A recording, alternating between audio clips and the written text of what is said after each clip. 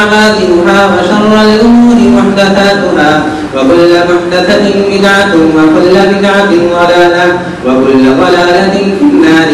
وبالسند المتصل منا إلى الشيخ الأجل الفحم المفخم أستاذنا المكرم مولانا محمد سكندر القاسمي حفظه الله ورعاه وأكرمه في الدارين يقول حدثنا وأجازنا الشيخ الأجل والعلام الفحام غلام نبي الكشميري رحمه الله تعالى أنه قال حدثنا وأجازنا الشيخ الإمام الحافظ أنذر شاء الكشميري قال حدثنا وأجازنا شيخ الإسلام حسين أحمد المدني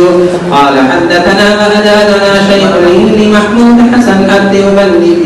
قال حدثنا وأجازنا الشيخ العلامة قاسم العلوم والخيرات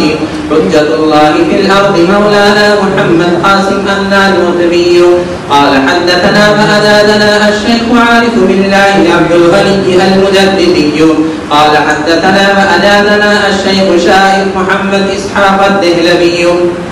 قال حدثنا وأجازنا الشيخ الإمام شاه عبد العزيز محدث الدهلبي قال حدثنا وأجازنا الشيخ الإمام والصالح الكامل المحقق المدقق علامة الزمان شاه ولي الله بن عبد الرحيم الدهلبي رحمه الله تعالى أنه قال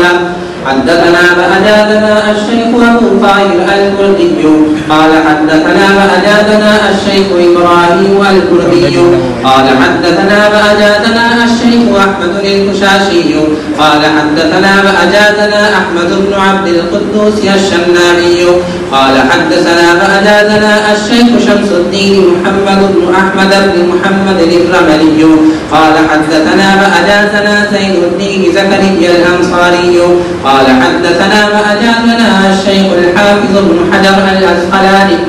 قال حدثنا وأجازنا الشيخ أبو الحسن علي بن محمد الدمشقي قال حدثنا وأجازنا أبو العباس أحمد بن خالد الحجاز قال حدثنا وأجازنا أبو محمد أنجد البغدادي قال حدثنا وأجازنا أبو زرعة طاهر بن محمد بن طاهر المقدسي قال حدثنا وأجازنا الشيخ أبو منصور المقفم قال حدثنا وأجازنا أبو طلحة القاسم بن أحمد الخطيب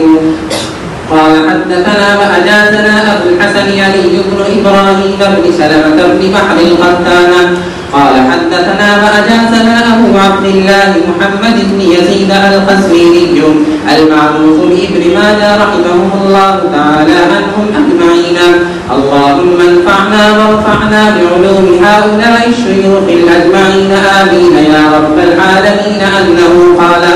وبه قال حدثنا يعقوب بن حميد المدني قال حدثنا محمد بن معبد قال حدثنا خالد بن سعيد عن أبي زينب مولى حازم بن حرملة عن حازم بن حرملة قال مررت بالنبي صلى الله عليه وسلم فقال لي يا حازم أكثر من قول لا حول ولا قوة إلا بالله فإنها من كنوز الجنة.